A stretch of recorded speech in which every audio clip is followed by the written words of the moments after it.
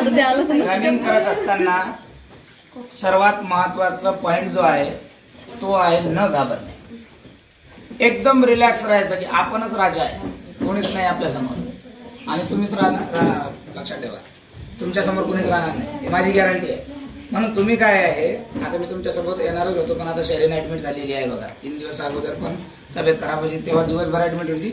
आता डॉक्टरांनी सांगितलं 3 दिवस ऍडमिट ठेवावं लागतं. मॅडमचा डबा घेऊन जायचं मला आता मेकाला. तर तुम्हाला रनिंग करत असताना सुरुवातीला जेव्हा तुम्ही जाणार ना तिथे, तर आता मीरा भाईंदर आहे, शहर भाग आहे, मुंबई सारखा भाग आहे, स्टाईलिश मुली राहतील खूप, आहे की नाही, खूप स्टाईल मारतील मुली. म्हणून आपल्याला फील असं होऊ द्यायचं नाही की यार मुली तर खूपच भारी दिसून राहिल्या. दिसतं तसं नसतं, एक लक्षात ठेवा. दिसतं तसं नसतं. म्हणून काय आहे की मुली जसं दिसतात की नाही तशा नसतात. आणि वाशिमवाल्यांना हे अनुभव आला, वाशिमच्या मुलींना. आता तुम्हाला अनुभव येण्यासाठी तुम्हाला सरळ तिथं जायचंय ना, एकदम रिलॅक्स राहायचे. पहिली गोष्ट 4 एनॅझलचे चौकनी पाकिट ते घेऊन जायचे सोबत. 4 थोडंसं शेंगदाणे आणि गुळ नेलं तर चालेल, नाही तर मग बदामाई गुळ घेऊन जा. ठीक आहे, पोटाला तितका आधार राहील. ग्राउंड कितीही वाजता होऊ शकतो. तुम्ही आत गेल्या आणि पाऊस चालू झालं, नंतर तुम्हाला बाहेर यायला जमत नाही, त्यांनी ठरवलं की 1-1.5 वाजता 2 वाजता ग्राउंड घ्यायचं, तर मग 2 वाजेपर्यंत तुम्ही उपाशी राहणार. जसं धाराशिवला झालं. धाराशिवला या आत गेल्या, पाऊस चालू झाला, यांनी काही खायला प्यायला आत नेलं नाही, ग्राउंड झाला 3 वाजता, सकाळपासून उपाशी. 3 वाजेपर्यंत कुठं ग्राउंडवर मग एनर्जी राहणार. म्हणून एनर्जी ड्रिंक सोबत न्या, 2-2 नारळ पाणी सोबत न्या, बॅग सोबत ठेवा. सर्वांनी मिळून 1 का असेना मोबाईल सोबत न्या. काही प्रॉब्लेम असला मला कॉल करा, आपल्या पोलीस लागलेली मुलं भरपूर आहेत तिथे. 2च मिनिटात मी तुमच्याजवळ पाठवू शकतो तिथं आतल्या आत. तुम्हाला नारळ पाणी सोबत न्यायचं तर डसं पिऊन घ्यायचं नाही. जेव्हा तुम्हाला असं वाटलं की आपली एनर्जी लॉस होऊन राहिलेली आहे आणि आपल्याला अशक्तपणा जाणून राहिला, तेव्हाच पिया, विनाकारणच पिऊ नका. समजलं का? नाही तर मग आता सोबत आणलेले आता काय करायचं म्हणून घ्या पिऊन, असं करायचं नाही. जेव्हा आपल्याला वाटलं अशक्तपणा आहे तेव्हाच प्यायचं. पहिल्यापासून जी स्टेपिंग ठेवसाल तीच स्टेपिंग शेवटपर्यंत द्यावा. नाही मग आता पहिला हळू मारू आणि दुसरा फास्ट मारू, होत नाही. पहिलाच सुटायचा तर दुसरा त्याच्यापेक्षा जास्त सुटायचा, आपोआप सुटता तुम्ही. तुम्हाला इतकी प्रॅक्टिस आहे की एकदा तुम्ही फिनिश करा नंतर लोळून जा, काही फरक पडत नाही. समजलं का? नंतर काही करा तुम्ही, पण फिनिश होईपर्यंत पूर्ण ताकद पायातच आणायची पूर्ण शरीरातली, आणि तुम्ही आणता. आणि 100% तुमचा सर्वांचाच ग्राउंड 40च्या वर निघतं. तुम्ही फक्त गोळाही फेकत असताना चूक करायची नाही, घाबरायचं बिलकुल नाही. सर्वात महत्वाचं पॉईंट घाबरण्याचं आहे. घाबरल्या तर अर्ध्या हरल्या, घाबरायचं बिलकुलच नाही. गेल्याबरोबर हिंमतच ठेवायची की आपण आहे तर कोणीच नाही आपल्या समोर.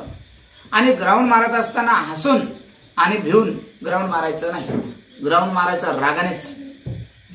जितका राग, एखादी तर घटना असेल तुमच्या आयुष्यातली ज्याच्यावर सर्वात जास्त राग येत असेल तुम्हाला, ती घटनाच पूर्ण आठवायची आणि राग आणायचा चेहऱ्यावर पूर्ण, आणि तेव्हाच गोळा फेकायचा, तेव्हाच ग्राउंड मारायचं, तेव्हाच 100 मारायचं. 100 मीटर मारत असताना सुरुवातीला जशा सुटणार तर डायरेक्ट तोंडाने श्वास घेणे, तोंडाने श्वास सोडणे पहिल्यापासून. समजलं?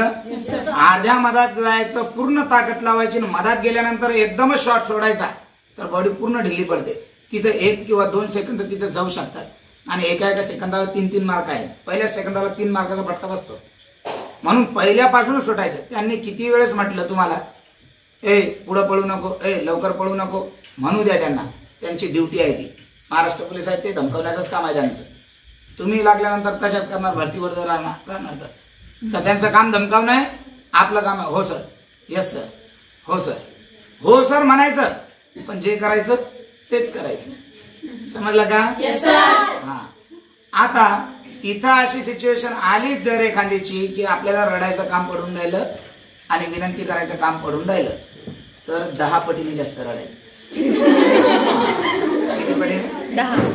आपण कसं 1 पट रडतो इथं, तिथं एवढाच डायरेक्ट. सर माझ्या घरची परिस्थिती तुम्हाला माहित नाही, सर माझा असं, सर हे बघा, त्यांना 100% महाराष्ट्र पोलीस आहे, काळीच त्यांना पण आहे. समजलं? तिथं रडायचं त्यांच्या समोर. जर अशी परिस्थिती आली तर तसं तुम्हाला रडायचं काम पडणार नाही, पण परिस्थिती आलीच तर त्यांना विनंतीच करायची. रागाने बोलसाल तर तुम्हालाच मागत पडेल.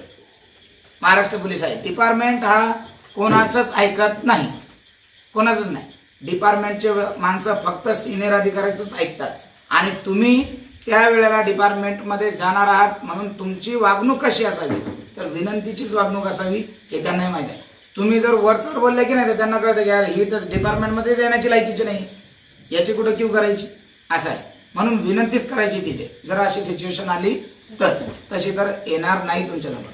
परत सांगतो, मीरा भाईंदर आहे, मुली शहर आहे, शहरामध्ये मुली जास्त, फॉर्म जागा जास्त आहे, फॉर्म पण जास्त आहे, मुली एकसोबत जास्त जोडू शकतात पावसाच्या वातावरणामुळे. जास्तही सोडल्या तर तुम्हाला लोटत लाटत का असेना समोर जायचंय. चेस्ट नंबर घेत असताना एका मागे एकच उभं राहायचंय. पेपर तुमचा चेस्ट नंबर नुसारच होणार आहे, तुम्हाला कसं उभं राहायचंय ते सांगायचं काम नाही.